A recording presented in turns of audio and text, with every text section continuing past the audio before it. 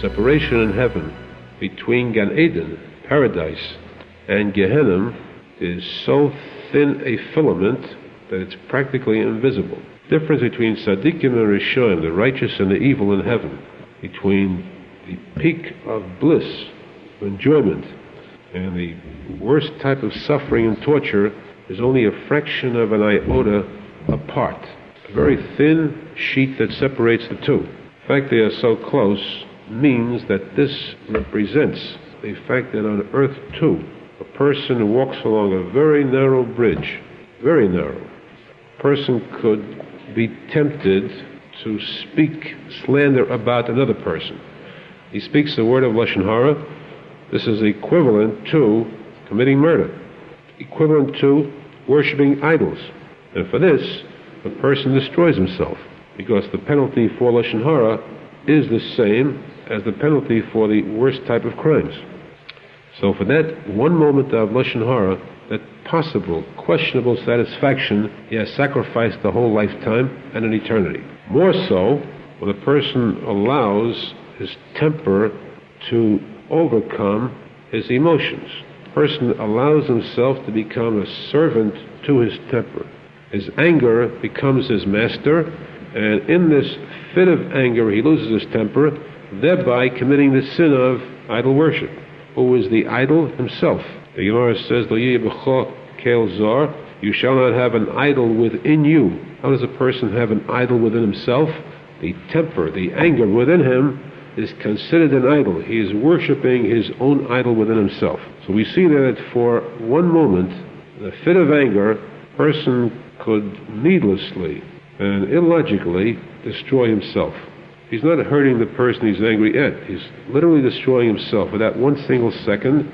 And this means that he's transferring himself just through that thin sheet, that thin partition between Gan Eden and Gehenna. Rosenfeld says, fine, it's very good to believe that, because then you will try to refrain from committing these sins. At the same time, we have a general rule that Hashem, in ratio, pays more reward for mitzvahs, for good deeds, than he punishes for evil deeds. So since we say that for committing so tiny a crime, so simple an act, there is so much punishment for it, let's see how Hashem pays reward. For example, if a person is insulted, the person at that moment could lose his temper, go into a fit of anger, and thereby commit the act of idol worship.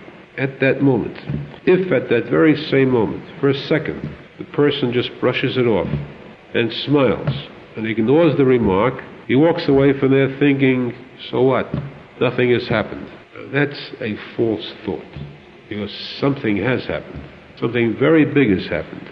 If you believe that in that one moment a fit of temper could have destroyed your soul, could have been considered, recorded as idol worship, you must believe more so that that one moment of a smile, of ignoring, disregarding this opportunity to lose your temper, that one moment of controlling yourself should be classified as a mitzvah even greater than the sin of losing one's temper. Which means that the person who did that performed that act of self-control, that 1 second, and forgot about it. He figured this is nothing.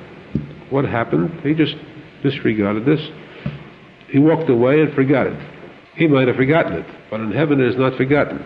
This person can eventually come to heaven and find that there he finds now that due to this one act of self-control, mitzvah was so great, one single act does so much for his record, for his credit, as much as it would have done harmfully the other way.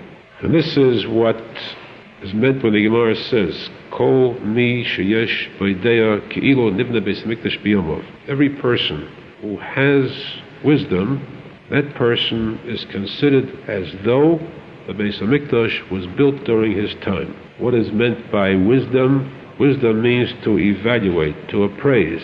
A person who is wise, when he has the opportunity for a mitzvah, or he has the chance to commit a sin, and before doing so, he thinks carefully. He uses his wisdom to select carefully, to choose wisely, and he does choose wisely. He chooses the proper path, Derech Hayosha, where he performs the mitzvah, he controls himself, overcomes this temptation, avoids this sin, and this wisdom is as though he lives at the time of the Beit HaMikdash, because as far as he is concerned, his kingdom is perfect.